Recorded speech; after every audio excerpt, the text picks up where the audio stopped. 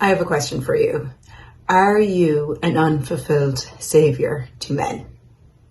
So an unfulfilled savior is where you take it on as your job to try and save someone, and then you fail at it over and over. So if you took it on as your job to be a savior, say to men in your life, and then you constantly try to save them, help them, fix them, but you fail at it over and over, that is where you're being an unfulfilled savior. So maybe when you were younger, you try to save your dad. Maybe you try to get him to be happy when he was sad, or try to get him to not be angry. And so you took it on as this role to be a savior to men. And then you go out and you attract men that need some kind of saving or need some kind of healing.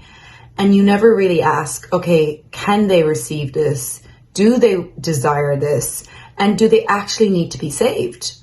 So presuming that someone needs to be saved is a really superior point of view. Does anyone really need to be saved? Does anyone really need to be helped? What if you weren't responsible for saving anyone? And if you could actually create relationships where you weren't trying to save the other person, you weren't trying to fix them or help them, you weren't using all your energy trying to save them, how much more energy would you have to actually create something greater? Also, when you're using all your energy to try and save someone, fix them, heal them, how much are you distracting you from your own life? How much are you distracting you from using your creative energy to create your greatest life?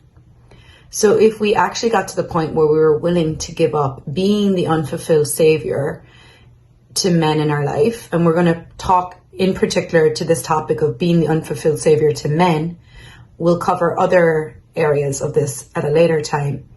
But if you were willing to give up, if you're a woman and you find yourself constantly attracted to men where your job, you take on the job of going in, trying to fix them, trying to save them, trying to heal them, if you stop doing that, if you give up that job, what would be possible for you then with men? What could you create with men and with your relationships if you weren't trying to fix them, save them, help them, heal them? You will still care about them, but you won't be putting all your energy in trying to get them to choose something that they may not want to choose. So giving up and clearing being the unfulfilled savior is a topic I've been exploring a lot lately. I'm going to do a 90-minute clearing call December the 3rd, where we're really going to delve into this topic of where do we take it on as a job to be a savior to the men in our life?